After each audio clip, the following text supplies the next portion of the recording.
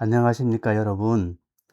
이전에 엔비디아 GPU의 작동 원리, 특히 이제 그 구조적으로 GPU 내부에서 작동하는 방법에 대해서 집중을 해서 4개의 강의 영상으로 올렸는데, 여러분들이 참 반응들이 너무나 여러와 같아가지고, 용기를 내가지고, 이번에는 왜 AI, 특히 엣지 AI를 말씀드려요. 엣지 AI가 현장에만 가면은 안 되는지, 왜 현장에서 AI가 시스템이 이렇게 망하는지, 그 주제로 말씀드리려고 준비를 했습니다. 화면에 보시면 그 우리 전산 쪽에는 컴파일러라는 놈이 유명한데요. 컴파일러 책에 보면 이 공룡하고 이 아저씨하고 돈키호테 아저씨하고 싸우는 거잖아요. 근데 공룡은 벌써 무장이 뭐 전원, 뭐 접지, 그라운드, 실드 이런 것들로 무장이 돼 있는데요. 우리 AI 엔지니어, 말 타고 있는 AI 엔지니어님은 기껏 가지고 있는 무기라는 게 그 최적화 모델, 뭐 모델의 정확한 뭐 어떤 거, 뭐 코드의 뭐 개선, 요 정도의 무기를 가지고 있어요. 근데 저 공룡은 AI 엔지니어가 도무지 듣도 못한, 흔히 알지 못하는 문제들을 저렇게 가지고 있거든요. 뭐 실드라든지 그라운드가 뭐 대충 그라운드가 접진가 뭐 전자 쪽 전공하신 분은 기준 전이 뭐 이 정도 알고 계실 거고요. 전원 파워라면 뭐 그냥 콘센트에다가 그냥 꽂으면 우리 핸드폰 충전기처럼 작동하는 거 아니야? 이 정도는 다들 알고 계시는데 아마 접지 정도는 그거 혹시 저기 전자 제품 손 만지면 찌르르 감전되지 말라고 세탁기나 이런 걸 거기에 파란 선 나오는 거 어디 수도봉에다 물리는 이 정도는 알고 계시잖아요. 근데 사실은 그런 것들이 이 그림에서 설명한 거대한 공룡일 수 있어요. 이 접지 문제, 이 전원 문제도 만만치 않아요. 왜냐하면 집에서는 기껏해야 콘센트에 그 그냥 아답터 하나 꽂거나 플러그 하나 꽂으면 되잖아요. 근데 공장에는, 현장에는 이 전원이 하나가 아니거든요. 기계마다 쫙 개별 전원들을 가지고 있어가지고 뭐 좀 말을 과장하면 무수히 많은 전원들이 서로 같이 협조해서 일하는 분위기예요. 그러다 보니까 우리가 생각하는 그런 간단한 전원이 아니에요. 복잡한 얘기예요. 예. 그것 때문에 결국은 누가 망해요? 엣지 AI가 망해요. 음. 혹시 제가 좀 연식이 조금 있어가지고요. 우리 때는 방한퉁소라는 말을 썼어요. 방 안에서 연습할 때는 기가 막히게 잘 돼요. 퉁소, 피리, 뭐 레코더 뭐 이 정도예요. 그런데 관객 앞에만 가면 삑살이 나고 이탈 나고 그걸 방한퉁소라고 해요. 근데 오늘날 여러분이 만든 엣지 AI 기반에 돌고 있는 그 모델이 똑같이 현장에 가면 방한퉁소 현상이 벌어져요. 이 초보 연주자에게는 관객이 엄청 두려운 거죠. 관객이 어떻게 반응할까? 막 그러니 떨려가지고 지레 겁먹고 제대로 연주를 못 해가지고 방한퉁소 현상이 벌어졌는데요. 엣지 AI 시스템은 현장에 나가면 우리가 미처 알지 못하는 저런 공룡들의 문제들이 나타나요. 이것들이 여지없이 AI 모델, 그렇게 심혈을 기울여 만들었던 모델을 갖다가 제대로 결과가 안 나오고 뭐 추론이 됐다 안 됐다 막 엉망으로 되니까 방한퉁소 현상하고 똑같잖아요. 그런데요, 그러면 연주자는 많은 연주 그 경험을 가지는 게 중요하잖아요. 그러면 우리 엣지 AI를 하시는 분들은 뭐가 중요하냐고요? 간단해요. 정확하게 이 부분을, 이 공룡이 누군가에 대해서만 이해를 잘 하시면 돼요. 개념을 잘 잡으시면, 아, 저런 부분들이 내 AI 모델의 작동에 지대한 영향을 미칠 수 있다. 이것만 잘 감 잡으시면 됩니다. 다음으로 가볼게요. 개발실하고 현장이 있어요. 개발 환경 볼까요? 개발 환경이요. 연구소가 됐던지, 뭐, 아무튼 사무 환경이겠지요. 케이블요? 당연히, 뭐, 짧죠.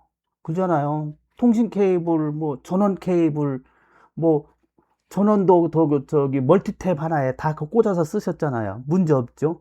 그래, 전원도 뭐, 안정된 전원이라고 여기다 써놨는데요.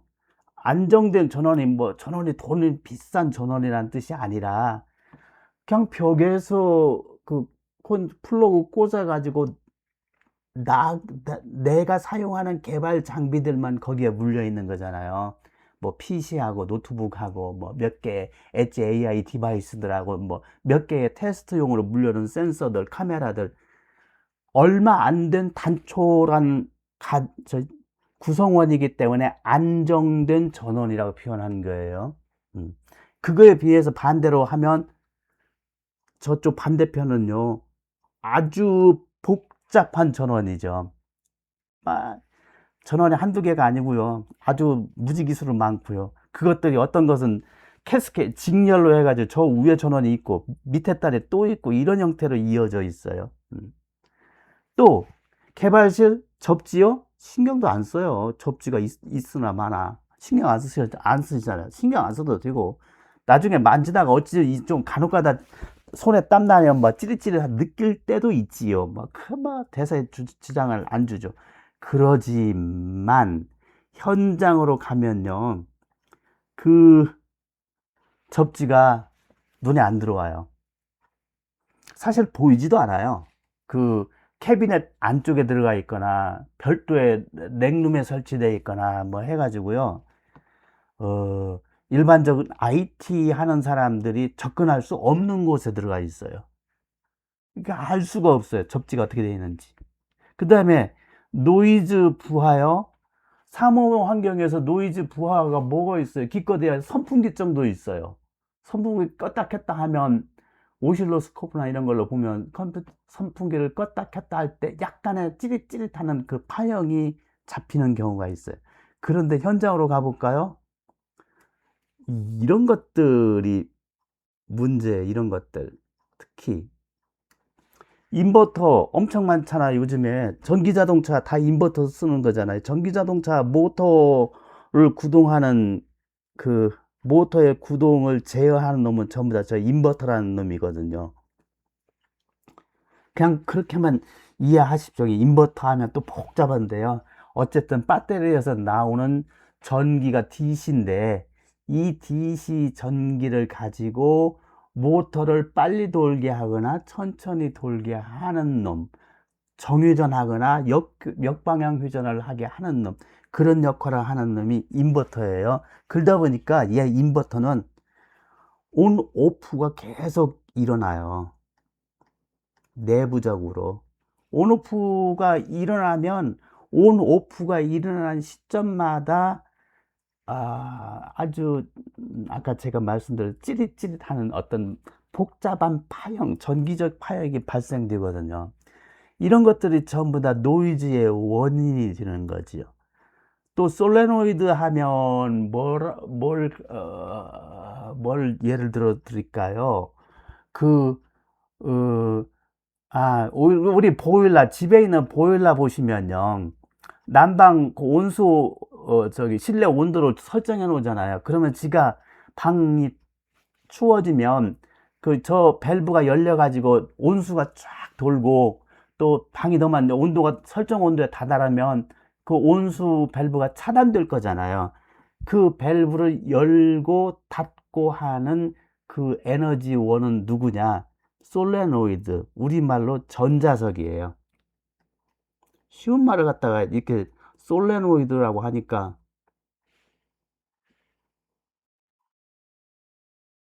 전자석인데요. 전자석은 뭐냐면 코일 덩어리잖아요. 거기에 전기가 들어가면 그 코일 덩어리에 자력을 띄워가지고 그 코일 덩어리의 가운데 그 감기 있는 중심에 있는 그 도체가 갑자기 자성체로 바뀌어가지고 N극, S극 뛰는 자석이 되는 거잖아요. 그 자석이 결국은 상대방 밸브의 그 개폐기를 당기거나 밀거나 해가지고 수도를 열거나 닫거나 그런 현상을 일으키는 거잖아요. 근데 문제는 이 전자석에 갑자기 코일에 전류가 흘러가기 시작을 하면, 코일은 여러분 머릿속에 상상하면 엄청 많은 가느다란 그 니크롬선이 감겨 있는 거잖아요. 그죠? 그게 50m가 될 수도 있고 100m가 될 수도 있고 그래요.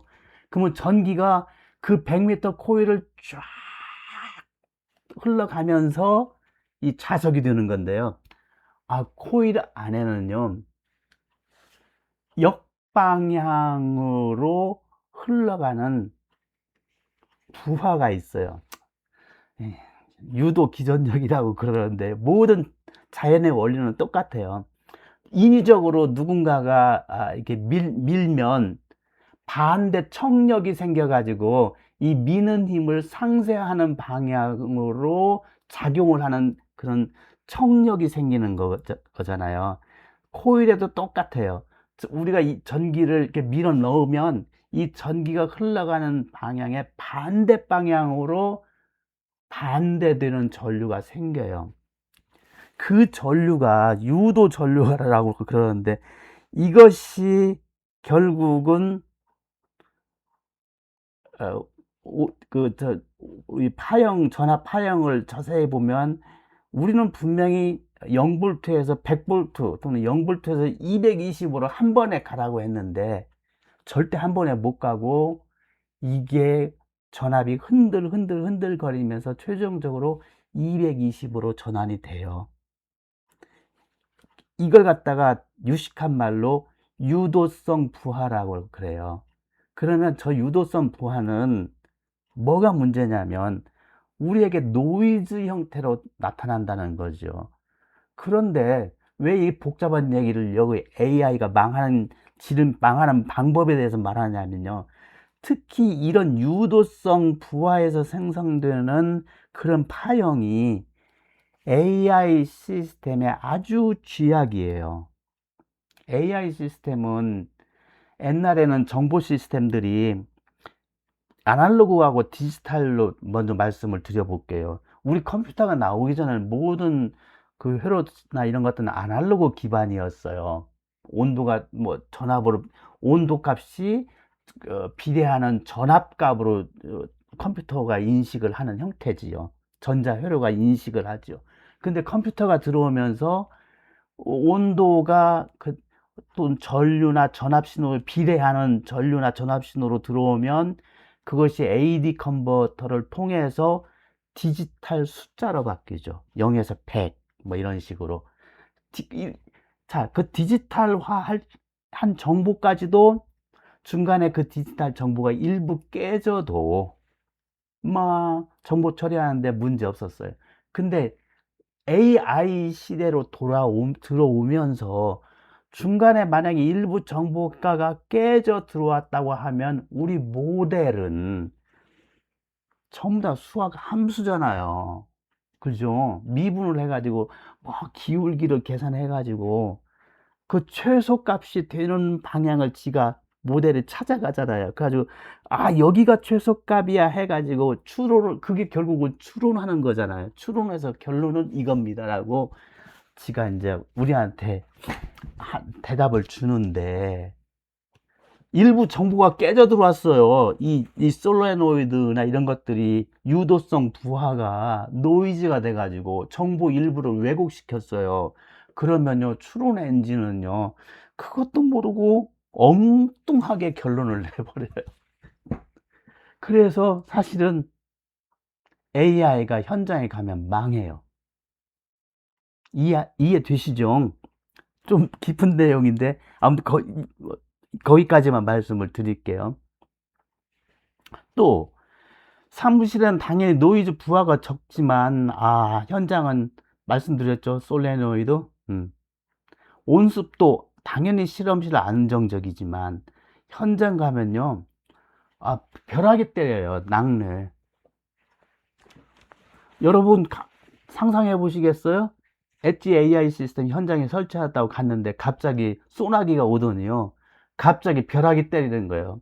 그러면 안마 10중 8구 내 엣지 AI 시스템은 벼락 안 맞나? 벼락 때려도 이 시스템 안전한 건가? 엔지니어라면 누구나 마음속에 그런 생각 드실 거예요. 그거에 대해서 충분한 대책이 없으면 망하는 거지요. 자꾸 망한다고 해서 죄송해요. 이제 안 망하려고 사실은 이 주제를 정한 거니까 너무 걱정하지 말고 편히 들어주세요. 자, 그럼 볼까요? 가장 눈에 잘 보이는 게 영상 쪽이에요. 카메라가 프레임이 1초에 30개가 들어오든지 뭐 60개가 들어오든지 정확한 타이밍에 맞춰서 프레임이 팍팍팍팍 들어와 줘야 그놈을 엣지 AI가 프레임 다이로 인식해 가지고 이미지 처리해 가지고 인식까지 해서 판정들을 계속 하잖아요. 이게 뭐다. 근데 갑자기 프레임이 들어오다가 일부 프레임이 안 들어와 버려요. 그러면 어? 추론이 안 되잖아요. 그러니까 결국은 어떻게 보이냐면 CCTV에 영상은 제대로 보이는데 AI 추론은 됐다 안 됐다는 형태가 나타나죠. 그 다음에 통신 타임아웃 뭐죠? 이게 우리 이더넷 통신도 그렇고 센서와 통신도 그렇고 디지털 쪽에서 얘기해요. 데이터들을 주기적으로서 상대방은 던졌는데 나 쪽은 못 받았어요. 타임아웃 발생했다는 얘기는 오케이. 어떤 놈이 패킷 A를 던졌으면 내가 지정된 타임 안에 패킷을 다 받는 리시브 동작을 완료했어요. 오케이. 근데 두 번째 패킷이 왔는데 오케이. 스타트 비트가 떴을 거고 그러면 그때부터 내가 오케이 인지해서 이제 받아들이기 시작했는데 엔드 프레임이 안 나오면 나는 타임아웃 발생하는 거죠. 그럼 데이터 일부가 깨진 거죠. 타임아웃 발생한다는 건. 센서 값 스파이크요? 역시 디지털 데이터예요. 현장에서 센서에서 값을 처리해 가지고 그걸 0에서 100%든지 아니면 뭐 0에서 100도든지 그런 디지털 정보로 환산해 가지고 계속 랜상으로 해 가지고 패킷 데이터를 던질 거예요. 그런데요. 일부의 데이터를 잘못 해동하면 갑자기 20도, 21도, 2도 뭐 이러고 왔다 갔다 하다가 86도로 툭 튀었다가 다시 22도, 3도, 5도, 80몇 도로 툭 튀었다. 이렇게 알 수 없는 스파이크 데이터가 나타난다는 거죠. 이런 것들은 모두 다 AI 엔진의 문제 아니에요. 이건 결국은 노이즈라는 귀신이 장난질을 하고 있는 거죠. 어떤 때 나타나면 어떤 모터가 이렇게 돌 때 또는 꺼질 때 이런 현상 나타날 수 있어요. 그 다음에 장시간 운전하면 느려지는 건 이건 감 잡으시죠? 이건 엣지 AI 시스템의 그 열에 의한 스로틀 현상이에요. 결국은 지가 열 감당 못하니까 어쩔 수 없이 성능을 떨어뜨리는 거잖아요. 그러면 재부팅하면요. 네, 처음에 재부팅하면 전부 다 다시 리셋 돼가지고 돌면서 그때는 잘 되죠. 근데 어느 시점 되면 그때부터 다시 어긋나기 시작해가지고 정상 다시 에러들이 막 발생되는 형태가 나타나는 거죠. 왜요? 처음에는 모든 통신 패킷이 리셋 돼가지고 다 타이머들 초기화 됐어요. 거기서부터 시작을 해요. 근데 그 이후에 이제 일부 패킷들이 어긋나고 데이터가 깨져 들어오기 시작하면 내부에 기억되어 있는 타이머나 스테이트 머신 상태들이 다 제각각 상태가 발생했기 때문에 알 수가 없는 거죠. 그러면 아, 모델만 보시는 분들에게는, 소프트웨어 개발하시는 분들에게는 이게 내 문제인지 제 문제인지 알 수가 없어. 우리는 본질, 근본적으로 아씨 이거 내가 뭐 잘못한 게 아닌가 하고 속으로 사실 그런 마음이 들어요. 저도 그러니까. 그지만 누가 나서 가지고 칼로 딱 잘라줄 수가 없어요. 이건 당신 잘못이야. 이건 당신 잘못 아니야. 안 돼요. 어려워요. 더군다나 이게 여러 개 협력사들이 엉켜 있고 하다 보면 정말로 누구 하나 딱 책임지고 말하기가 참 어려운 문제예요. 이런 문제들 겪으시잖아요. 네. 그러면 그 원인이 뭐냐? 핵심 원리 세 가지예요. 핵심 원리 세 가지. 세 가지만 왜 집어냈냐면요. 이 부분을 가장 많이 잘못 알고 계시기 때문에 그래요. 첫 번째, 뭘 잘못 알냐면요. 그라운드, GND는 그라운드라고 그래요. 저 그라운드의 약자거든요. GND를 뭘로 생각하냐면, 아, 그건 전자하신 분들은 회로의 기준점이다 라고 보여요. 회로의 기준점 또는 0볼트 이렇게 생각해요. 근데요, 절대 그라운드는 0볼트가 아니에요. 왜 아닌지 말씀드려 볼게요. 이 그림을 열심히 그리라고, 이거 챗 GPT가 그렸어요. 제가 안 그렸어요. 설명해 주는데 엄청 이 이미지 생성 기능이 좋아졌더라고요. 여기 보시잖아요. 카메라가 있고 다양한 센서들, PLC 같은 것들은 통신하고 모터 뭐 이런 여러 가지들이 있어요, 현장에. 그러면 이런 것들이 작동을 하면요, 전기를 먹으면서 얘들은 작동해요. 그죠? 얘들은 전기를 먹어서 작동하는 글자예요. 소비하는 놈이에요. 그죠? 생산하는 발전기는 아니잖아요. 전기를 소비하는 놈이죠. 그죠? 그러면 누군가 전기를 주어요, 얘한테. 줬죠. 그러면 이 전기 제가 먹고 그 먹은 전기는 도대체 어디로 갈까요?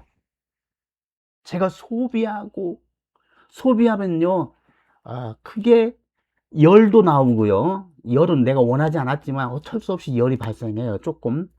그리고 내가 원하는 것은 그 전기를 소비해서 이 카메라 같은 것은 영상을 CCTV 소자가 영상을 이미지를 인식을 해서 그걸 디지타이징을 해가지고 디지털 정보로 바꾸고 뭐 MPG 코덱이나 이런 것들을 해가지고 나에게 이더넷 패킷 상에다 실어가지고 보내는 일, 그것이 저 카메라의 주요 임무예요. 우리가 전기를 주는. 그죠? 좋아요. 그 전기를 먹고 쟤는 그 일을 했어요. 그러면요, 그 전기는 그 다음에 어디로 가야 할까요? 그 다음에는요, 그 전기는 결국은 그라운드로 해서요, 빠져나가야 돼요. 그럼 만약에 여기 막으면 어떻게 돼요? 여기 잘라버리면. 이거 자르잖아요? 그러면 저 카메라 작동 안 해요. 전기를 흘러가는 길을 잘라냈기 때문에 전기는 흘러가야 하는데 높은 데서 낮은 데로 흘러가야 하잖아요. 근데 낮은 데로 흘러가는 길을 차단하셨어요? 그라운드 선을 빼버리셨어요? 그러면 여기 막은 거고 똑같아요. 여기 막았어요. 그러면 전기 못 흘러가요. 그래서 그라운드는 전류가 여기가 여기가 한전이잖아요. 한전에서 공급한 전기가 어쨌든 뭐 파워 서플라이가 됐든 뭐가 됐든 한전에서 공급한 전기가 카메라가 먹고 그걸 흘려보내는 길이 그라운드예요. 그게 전류가 돌아가는 경로는 좀 어려운 얘기고요. 길이라고 생각하시면 돼요. 모든 장비는요, 모터가 됐든 핸드폰이 됐든 여러분이 상상하는 모든 전자장비는요, 전부 다 이 그라운드라는 돌아가는 길에 연결돼 있어요. 그래서요, 결국은 그 길을 뚜루룩 따라가다면 어디로 연결되냐면요, 지구에 연결되어 있어요. 우리 지구는 무지막지하게 용량이 큰 그라운드 그릇이에요. 그래서 요 놈을 우리는 얘가 0볼트라고 그래요. 지구의 전위가 0볼트 기준이에요. 그래서 발전기는 뭘 하냐면요, 이 0볼트에서 상태를 나는 110볼트로 만든 놈, 나는 아니야, 우리는 한국은 220볼트를 유지할 거야, 이렇게 전위를 높여 놓는 장치, 이게 발전기예요. 한전에서 하는 일이 저 일이죠. 그래서 높은 전위 상태의 에너지를 우리에게 주면, 이게 높이가 벌써 220볼트라니까요. 여기와 여기 사이가 높이가. 그러면 저놈은 일을 할 수 있어요. 저 높은 데서 떨어지면서 일을 하는 거지요. 그죠? 모든 장치들요, 여기 소비 장치, 카메라, 센서, 뭐 이런 것들 모두 다 저 이 높은 데서 낮은 데로 떨어지는 전위차가 있기 때문에 일을 할 수 있어요. 얘한테 0볼트 주면서 일 안 하면 죽어도 일 못해요. 각 기기마다 그래서 작동 전압이 있어요. 요즘에 반도체들은 3.3볼트, 옛날에는 5볼트가 표준이었어요. 요즘에는 그 발열이나 이런 게 중요해져 가지고 3.3볼트 체계를 써요. 디지털 DC로. 자, 어쨌든 이 그림에서 가장 중요한 거, 그라운드는 0볼트가 아니다. 그라운드는 전류가 지구로 돌아가는 길이라. 그래서 가장 실수하는 거, 그라운드 케이블 그냥 아무거나 갖다 끼지, 연결하지 안 돼요. 이 장치, 영상 카메라, 이놈이 소비하는 에너지가 충분히 지구로 빠져나갈 정도로의 굵은 케이블을 써 주어야 이 카메라님이 기분 좋게 일해요. 만약에 이 통신 시스템의 이 그라운드를 만약에 정말 여기에다가 아주 가느다란 선으로 연결했다고 쳐보시죠, 이렇게.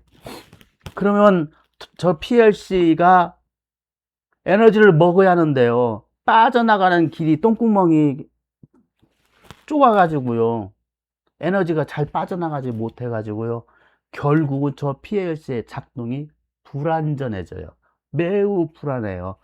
소규모의 전력은 소비하는 데는 문제 없지만 갑자기 노드가 증가한다 그러면 작동이 불량해지기 시작해요.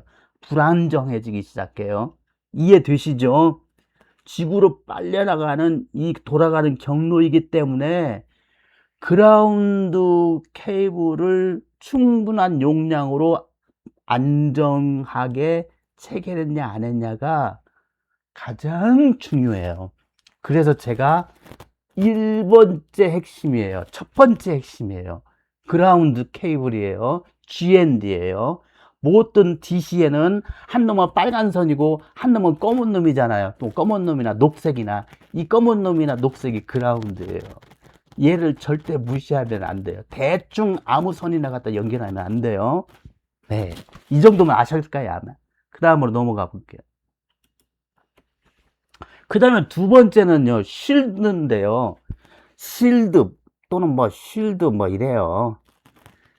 스펠링은 SHIELD니까 쉴드라고 발음하는 게 맞을 수도 있어요. 이거요, 어떻게 생긴 거냐면요, 요거예요. 요 부분.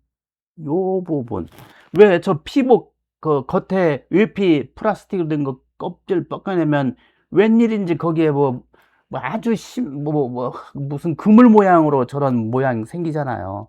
그리고 또 그 안에 또 꼭 알루미늄 호일까지 저렇게 같이 들어있어요. 그러면 이 전선 깔 때 그러지요. 이 선은 왜 이렇게 복잡하게 이 안에 들어있는 것도 많아. 기분 나빠져. 다 니퍼로 잘라내버리죠. 니퍼로 잘라내고 딱 나가 필요한 새 선만 쓰시죠. 그죠? 저도 그랬으니까. 근데 저 실드가 있는 선하고 실드가 없는 선은요, 가격이 아마 더블 이상이에요. 보시죠. UTP. 많이 쓰시잖아요. UTP의 약자 앞에 U자인데요. unshielded예요. unshielded. 즉, 실드가 없는 트위스트 페어 케이블이라는 뜻이에요. 요거하고요, 조금 비싼 놈은 누구예요? STP 케이블이잖아요. 네트워크에. 요 S는요, shielded twist pair 케이블이잖아요. 그러면 옛날에 cat5 옛날에 통신 속도 10메가 이더넷 쓸 때는 사실 UTP 전혀 문제 없었어요.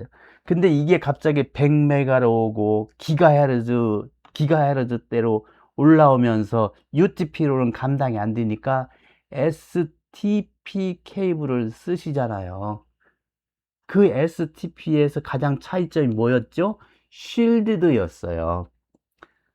저 쉴드가 있냐 없냐가 이더넷 케이블의 통신 속도를 그렇게 좌우할 정도예요. 그러면 이 쉴드가 뭐 하는데 쓰는 거냐면요. 쉴드는 여러분하고 저하고 연식이 좀 차이가 많이 나가지고 저 때는 로버트 태권보이라는 그 만화 영화가 엄청 유명했어요. 그래가지고요, 로버트 태권보이를 만드는 그 연구소가요, 우주 공격으로부터 적들이 그 연구소를 공격하면요, 그 연구소 하늘 위에 이 실드 보호망이 쫙 쳐지는 일종의 그 EMP 공격으로부터 방어하는 어떤 눈에 보이지 않는 전자망이라고 생각하시면 돼요. 그걸 실드예요. 비슷해요. 그 실드 개념이.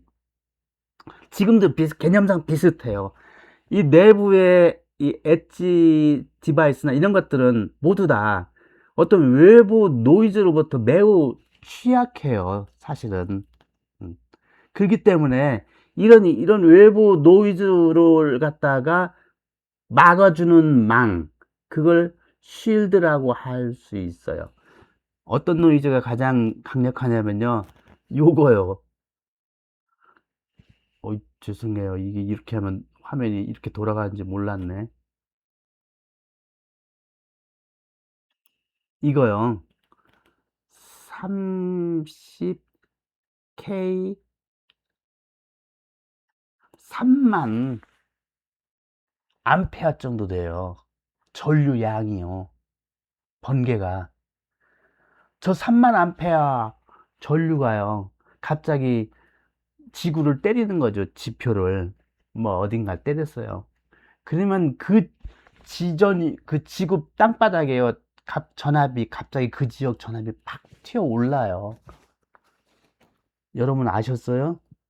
만약에 벼락 때릴 때 벼락치는 그 옆에 있으면 내가 그 벼락에 맞아서 죽는 게 아니라 땅바닥에 내 두 발을 땅바닥에 디디고 있는데 오른발과 왼발 사이에 땅바닥에 전압 차이가 몇백 볼트가 나가지고 그 전압 때문에 내가 감전돼 죽어요. 아무튼요. 저런 놈을 갖다가부터 보호해야 하는 게 중요한 일이잖아요. 이 중요한 역할을 하는 놈이 누구냐면 이 메쉬망이에요.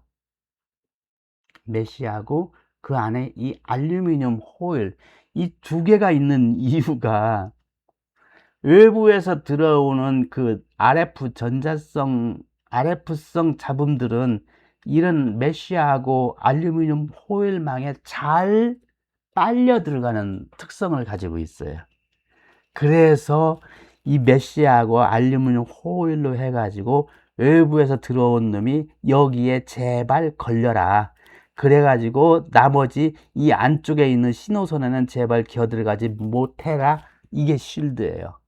그래서 이 쉴드가 여기 보면 드레인 와이어, 눈에 보이셔야 돼요. 쟤는 보이는데 사실 영상이 좀 화면이 해상도가 달라가지고 이 드레인 와이어에서 이 굵은 선을 여기서 해가지고 쉴드 접지가 따로 있어요. 접지에도 두 가지가 있는데요. 이건 접지는 크게 세 가지가 있는데요. 아무튼 쉴드 접지한테 물려줘요. 지전위에 물리게 돼 있어요. 그래서 여기에 들어오는 노이즈들이 어떻게 저렇게 막 여기에 들려올 거잖아요. 그러면 요 놈의 드라이 와이를 해가지고 결국은 이렇게 표현해 놔요. 이렇게 회로도에는 지구 전위에 연결된다. 이렇게 이론상 회로도 보고 뭐 저기 보면 이거 이해하시는데 그러면 실제로 이렇게 하시냐? 안 한다는 게 문제예요. 실제로도 이렇게 이 원리 원칙에 입각해서 정확하게 해줘야 하는데 그러한 어떤 감 또는 그러한 필요성을 그렇게 크게 느끼지 못했어요. 근데 엣지 AI가 도입되면서 이게 이제 죽냐 사느냐 문제가 됐어요. 그래서 여러분 쉴드를 죽느냐 사느냐의 문제라고 생각을 하셔야 돼요. 첫 번째 그라운드 엄청 중요한 죽느냐 사느냐 문제예요. 두 번째 이 쉴드 저거 AI 시스템의 죽느냐 사느냐 문제하고 연결된 문제다라고 생각하시면 돼요. 그래서 볼까요? 그라운드 쉴드 이건 저기 프로텍티브 어스 또는 함체 접지, 보호 접지, 뭐 외함 접지 뭐 이런 뜻이에요. 세 가지가 있는데 그 종류가 그라운드는 절대 접지가 아니에요. 그라운드는 정상적인 그 전자 장치가 전기를 한전에서 공급되는 전기를 먹고 드시고 그 전기를 돌려보내는 길이에요. 지구로 돌려보내는 길이에요. 그 길이 좁거나 부실하면요. 이 전자장치의 작동이 불안해지는 거예요. 이해하셨어요? 그렇게. 두 번째, 쉴드는요. 이제는 우주 공격으로부터 방어하는 보호막이에요. 선이요. 사무실에서는 아까 개발실에서는 기껏해야 10m를 넘어가지 않잖아요. 근데 현장에 가면요. 100m 넘어가요. 그럼 100m의 안테나라고 보시면 돼요. 빨랫줄을 100m 길게 공기 중에 늘려놨다고 생각해 보시죠. 만약에 북한에서 EMP 폭탄을 고공에서 터뜨렸다고 생각하면 그 고공에서 발생하는 그 강력한 전자파가 이 빨랫줄 같이 지상에 길게 늘어져 있는 100m, 200m 되는 전선에 얼마나 많이 달라붙겠냐고요. 그죠? 그 전자파가 쫙 에너지가 돼가지고 흘러가서 그 연결되어 있는 모든 전자장치를 전기적인 쇼크로 태워버리겠다. 이게 EMP 공격탄의 목표예요. 그러면 우리가 하고 있는 이 쉴드는 그러면 북한에서 핵폭탄으로 공격하는 EMP 공격을 막을 수 있을까요? 없어요, 사실은. 이 정도 쉴드 가지고는 안 돼요. 이보다도 더 강력한 쉴드 대책을 세우면 돼요. 근데 우리가 지금 엣지 AI 시스템이 설마 북한의 핵으로부터도 작동을 완전하게 하는 그런 시스템까지는 아니잖아요. 우리는 어느 정도 저 실드로부터 일부 공격으로부터 보호할 것이냐, 주위에 있는 특히 아주 안 좋은 그 유도성 기기, 인버터, 모터, 솔레노이드 이런 것들의 거기서부터 방사되는 에너지, 전자파 에너지예요. 그 에너지로부터 우리 기기를 보호하는 목적이에요. 이 쉴드가. 그 다음에 접지요. 외함 접지, 보호 접지. 이건요. 조금 의미가 다른데요. 동력기기나 이런 것들은 우리 기기도 세탁기나 이런 것도 있어요. 세탁기에도 보면 뭐가 있냐면 세탁기 본체에서 녹색 선으로 해가지고 어디 저 수도 봉에다 이렇게 묶으세요 하고 나와요. 여러분 제 강의를 듣는 대부분은 남자분이시죠? 여자분 중에도 이 강의를 들으신다면 아마 이과 백그라운드를 가지고 계신 분들이시지요. 그러면 그 저기 전자레인지, 세탁기 이런 거 할 때 그 어스 처리 어떻게 하셨습니까? 아이 뭐 귀찮잖아요 사실. 어스 처리할 때도 없잖아요. 요즘 같은 아파트나 이런 뭐 이런 상황에 그냥 대충 어디다가 그냥 구부려 놨잖아요.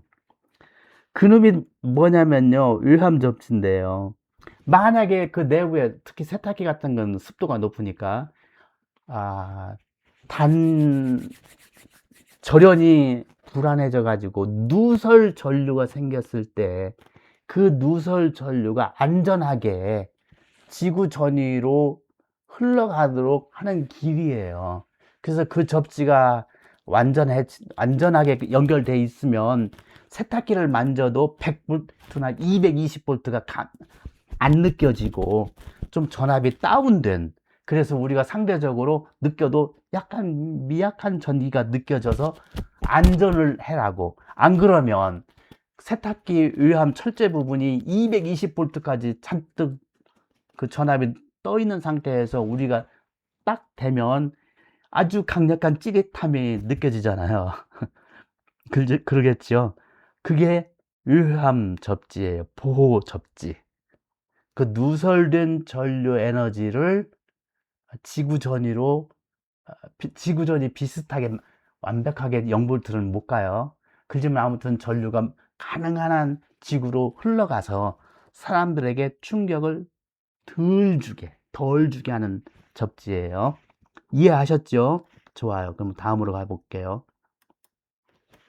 핵심 원리 세 번째예요. 첫 번째가 GND였어요. 예. 두 번째는요, 우주 방위 문 역할을 하는 쉴드였어요. 세 번째는요, 이거 유도예요, 유도. 유도된, 유도 부하에서 나오는 놈이에요. 누구요? 인버터, 모터, 솔레노이드, 요 놈이에요. 이거 어떻게 되냐면요, 이게 지금 이 시점에서 원래 이론적으로는 오프 상태에서 요래 해가지고, 미안요. 아우, 이거 어떻게 하나, 취소 안 되는구나. 원래는 이렇게 갔어야 돼요. 여기가 오프고요. 여기가, 여기가 온 상태예요. 이렇게 완벽하게 스위칭 됐어야 돼요. 이게 디지털적인 어, 인버터, 모터, 솔레노이드의 우리가 기대한 어, 신호 형태예요. 그런데요, 이 땡땡땡 이 시점, 0 시점에서 여기서 파워를 공급했어요.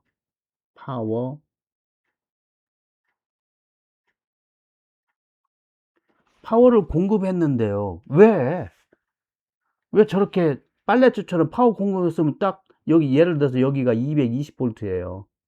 220볼트로 딱 가서 계속 220을 유지해야지. 왜 이게 220이 아니라 그보다 높은 전압으로 가냐고요. 그러다가 또 뚝 떨어져 가지고 뭐 한 20%, 20볼트, 30볼트로 떨어졌다가 왜 이 하다가 결국은 최종적으로 220볼트를 유지하냐고요. 이런 현상은 아까 뭐라고 그랬지요? 코일, 이렇게 해볼게요. 이건데요. 요리로 그 전기를 공급했잖아요. 그럼 요리로 나오잖아요. 그러면 요리로 흘러가는 이 방향으로 전류가 흐를 거잖아요. 우리는. 그러면 내부에는요, 미안하지만 반대되는 청력이 생긴다고요. 그래서 나는 이렇게 흘러야지 하는 청력이 생겨요. 모든 자연계에 존재해요. 우리 저기 관성이 다 이거잖아요. 멈춰 있는 물체. 멈춰있는 F를 꽉 줬어요. 그랬더니요, 요놈이, 아씨, 나 이만큼의 F 용어가 맞는지 모르지만, 프라임이 반대되는 청력이 생기잖아요. 그죠? 관성에 반대되는 청력이 생겨요. 이거 물리예요. 고등학교, 아마 중학교 때 나온 얘기일 거예요. 힘에도 저런 현상이 생기는데, 전류에도 똑같은 저런 현상이 생겨요. 그래서 이걸 갖다가 유도되는 저항이라고 그래요. 유도성이에요. 그래서 처음에는 그게 강하게 생겨요. 이렇게. 그러다가 그 양이 점점 줄어들지요. 점점 줄어들어서 이렇게 되는 거예요. 그런데 좋아요. 뭐 유도가 생기든지 말든지 좋아요. 우리 AI 시스템에 어떤 영향을 미치냐면, 이게 주파수가 되게 높아요. 전압의 변동이 높아요.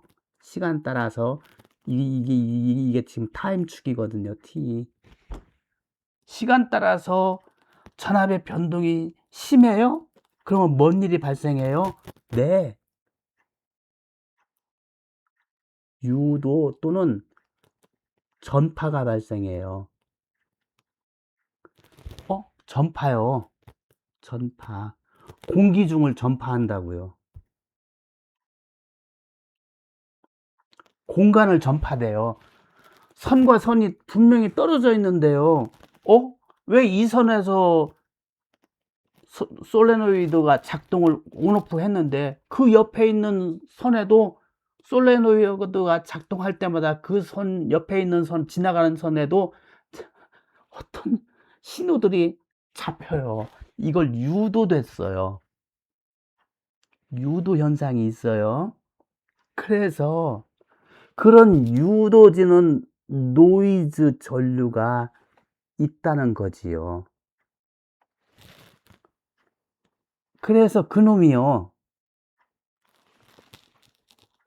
우리가 주로 관심 있는 놈이 여기잖아요. 얘들. 요거에 GND 전압을 흔들어요. 왜냐면 이건 에너지거든요. 이거 흔드는 거 에너지예요. 에너지거든요. 이 에너지가 옆에 있는 선으로 전달됐기 때문에 옆에 있는 선은 에너지를 받는 거예요. 같은 공간에 있으면, 그렇게 멀리 안 떨어져 있으면 이 에너지를 흡수해요. 옆에 계신 선들이. 그래가지고 그 옆에 계신 선들도 전압이 흔들려요. 오호. 이게 이게 뭐 큰 전압, 맞아요. 큰 전압 아니에요.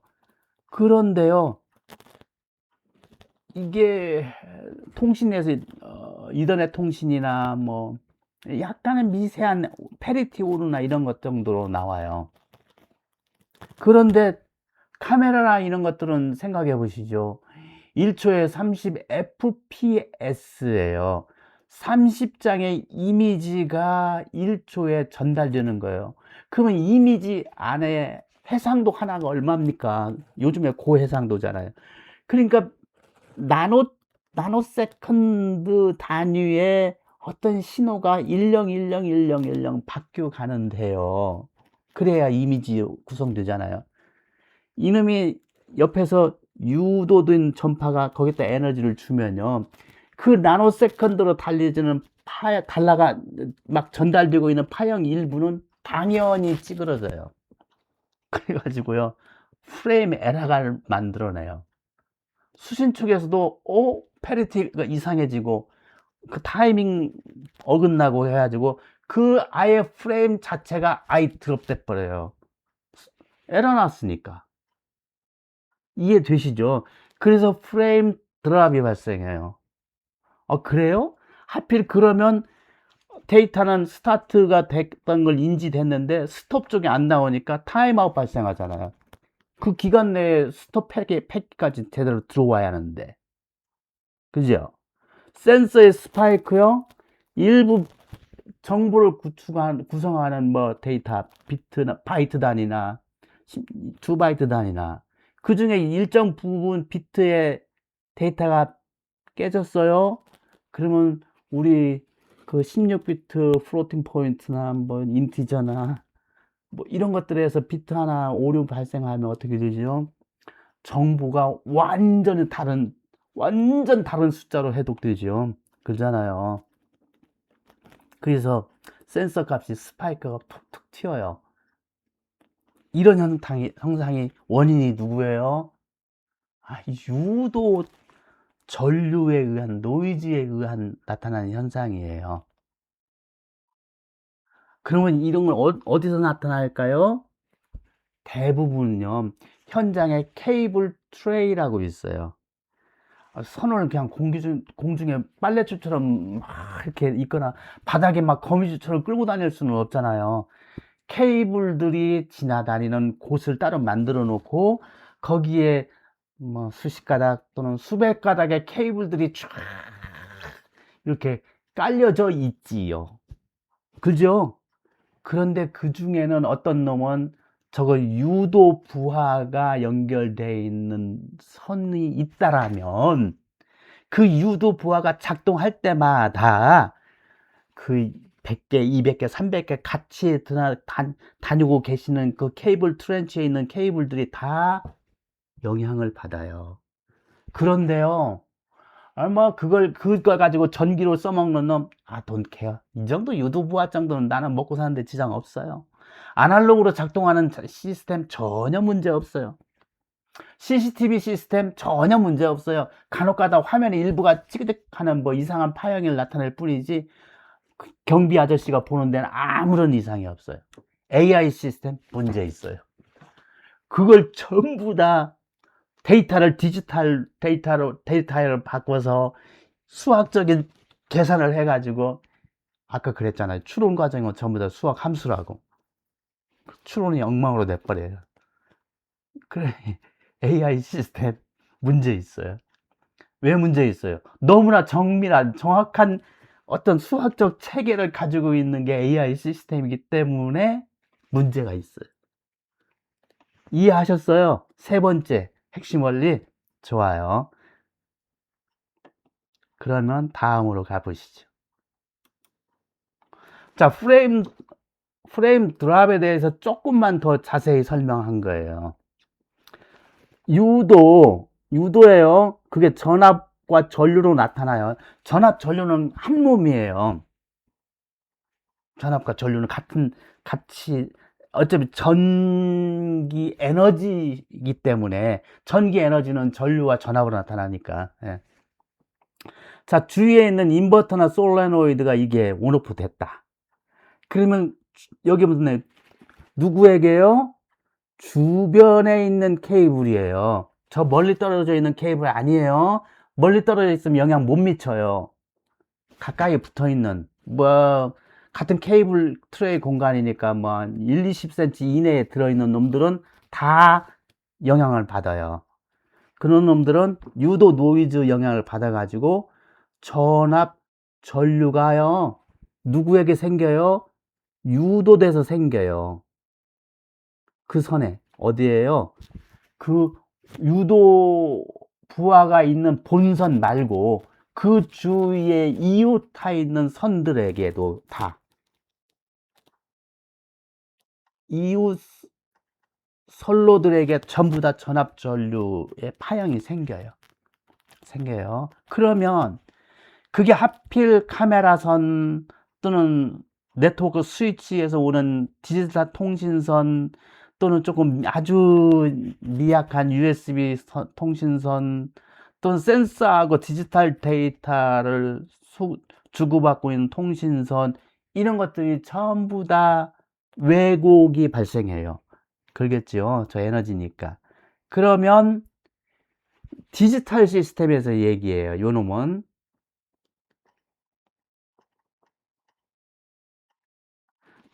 디지털 시스템에서는 피지컬 오류가 발생해요. 이게 뭐 프레이밍 에러라든지 페리티 에라도 거기에 해당돼요.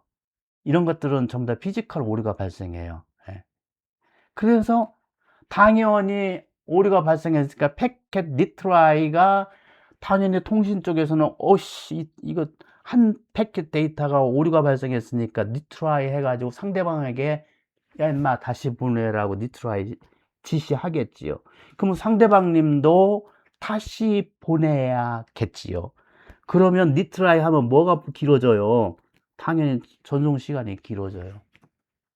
그죠? 전송 시간 길어져요. 리트라이 했으니까.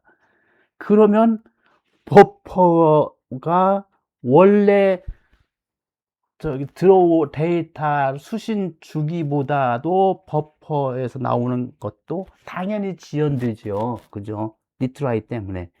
그러면 프레임 예를 들어서 그 30 FPS에서 요것이 프레임이잖아요.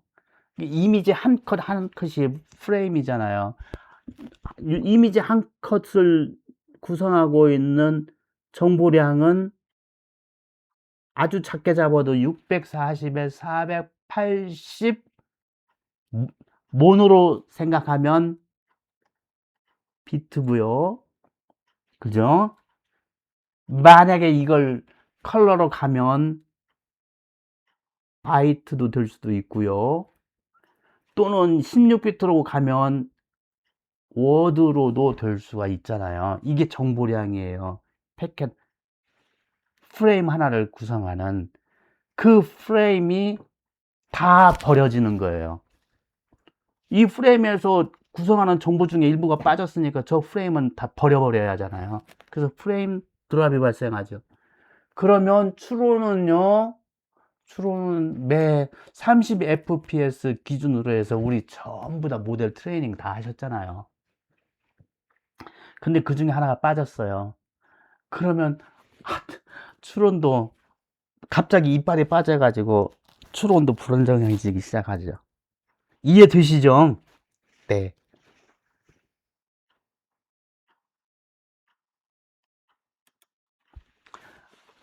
이거요. 이걸 프로브라고 그러는데요. 이걸 프로브 이게 대충 1,000,000원이에요.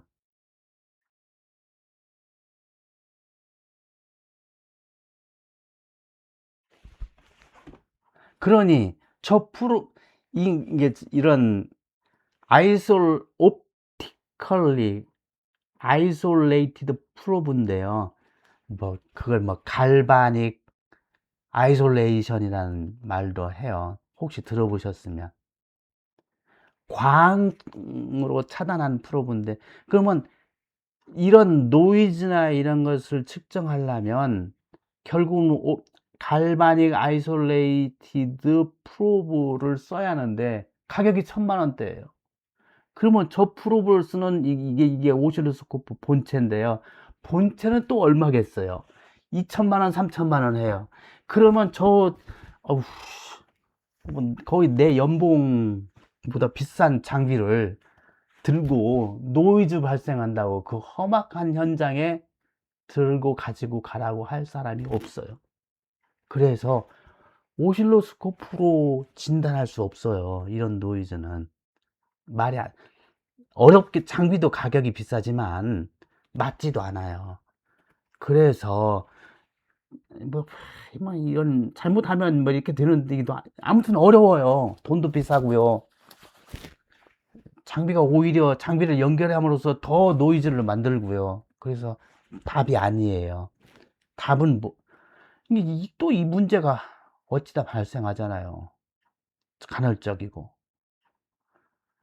그래서 이건 이 답이 아니에요. 오실로스코프는.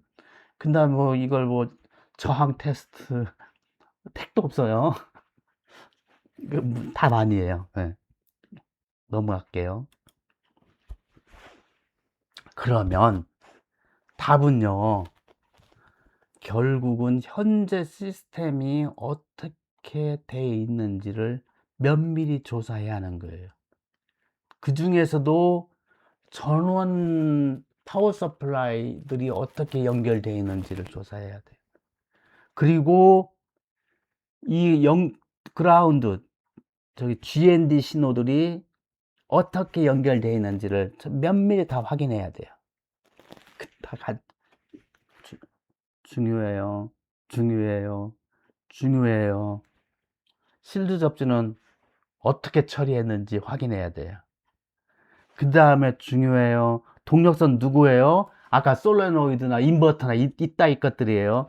그거하고 소신호선 누구예요? 랜 케이블, 뭐 CCTV에서 오는 케이블, 센서에서 오는 케이블, 이걸 갖다가 사이좋게 이게 플러스 해가지고 같이 포설했는지, 이거 쥐약이에요. 이렇게 했으면. 그 다음에 아우 어려운 얘기예요. POE 장비 쓰잖아요. 그 다음에 RJ45 단자 쓰잖아요. 요 놈은 보면요, 쉴드를, 아유, 이게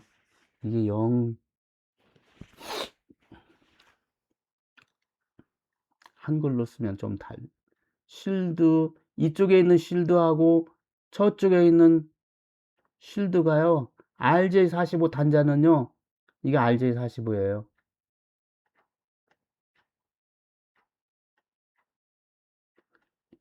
표준으로 쉴드와 쉴드가 같이 연결되어 있어요. 표준이. 이거 오케이 될 수도 있고요. 현장 따라서. 아니면 노 오케이 될, 절대 이렇게 만드는 경우가 있어요. 그래서 이거 체크해야 돼요. 그래서 현장에 어떤 선이 연결되어 있어요. 아니, 뭐 다른 뭐 시그널선 필요 없고요. 저기 GND 선 어디 연결되어 있어요. 쉴드는 어디 연결되어 있어요. 그 사진이 필요해요. 접지가 어디 연결되어 있어요. 그 다음에 그 시스템이 어떻게 작동, 노그가 도대체 무슨 일이 자꾸 벌어지는 거예요? 왜 안 불안한 거예요? 엣지 시스템이. 그런 노그, 이런 것들을 분석을 해야 돼요. 그래서 이 문제는, 어, 이 도면상에서 또는 자료와 노그와 사진을 통해서 먼저 면밀히 살펴봐야 할 문제예요. 그래서 유료예요. 저 시간 많지 않은데요. 이거 붙들고 니다가도 시간 까먹을 거거든요. 넘어갈게요. 그래서 만약 제가 하면 제가 문답표를 드릴 거예요. 그러면 그거에 따라서 이런 자료를 저한테 주시면 제가 보고 그냥 우리 150만 원이면 제 인건비 치고는 저 뭐 많지 않은 건데, 아, 우리나라가 어쨌든 세계에서 알아주는 제조업 강국이잖아요. 그 다음에 어쨌든 우리가 AI를 다른 나라보다 혁신적으로, 우리 대한민국은 빨리빨리 문화가 있고 뭔가 새로운 걸 받아들이고, 특히 우리 젊으신 분들 아주 열정적으로 막 적극적으로 받아주셔가지고 우리나라가 가고 있잖아요, 앞서. 그럼 저도 뭔가 일조해야 할 거 아니에요, 나이 먹었으니까. 그래서 오케이, 저도 혹시 이런 현장이 있다라면 저도 열심히 한번 해보겠다고 해서 제가 이렇게 150만 원이라고 제안을 했어요. 그러면 제 이것 말고요, 앞으로 5개의 영상이 나올 거예요. 조금 더 자세히 실드 문제, 그 다음에 좀 더 자세히 파워 서플라이 여러 개들 있을 때 어떻게 그라운드 문제, GND 문제예요. GND 아까 뭐였어요? 지구로 돌아가는 길이에요. 절대로 일반선 대충 연결해 놓으면 안 돼요. 그 다음에 이걸 케이블 트레이 포설, 막 유도성 부하 가는 선 또는 어딘가는 전원 케이블도 거기로 막 같이 다녀요. 이 신호선들하고. 그 다음에 좋아. 그러면 케이블 포설 컨듀트 또는 이거 우리말 컨듀트라고 하는데 컨덕트예요. 컨덕티비티, 전도성. 이게 케이블이 아주 우리가 가는 아주 소신호, 미약한 신호가 가는 케이블이 있잖아요. 이건 일부 노이즈에 아주 취약하시잖아요. 그래서 그걸 보호하는 방법으로 이 전도성 관에다가 이 케이블림을 집어넣는 거죠. 그러면 이 외부에서 들어온 노이즈들은 이 전도성 관에서 여기서 전류로 바뀌어요. 얘가 도체니까. 그래서 보호하는 방법이 컨듀트 처리 방법이 있어요. 아주 민감한 신호들은 이게 별도로 처리해 줘야 하는데, 이 컨듀트 파이프를 했으면 원칙이 뭐겠어요? 여기에는 반드시 아주 튼실한 접지를 해줘야 하잖아요. 여기에. 그지요? 원칙이죠? 근데 이걸 안 해요. 왜 안 하는지 모르겠어요.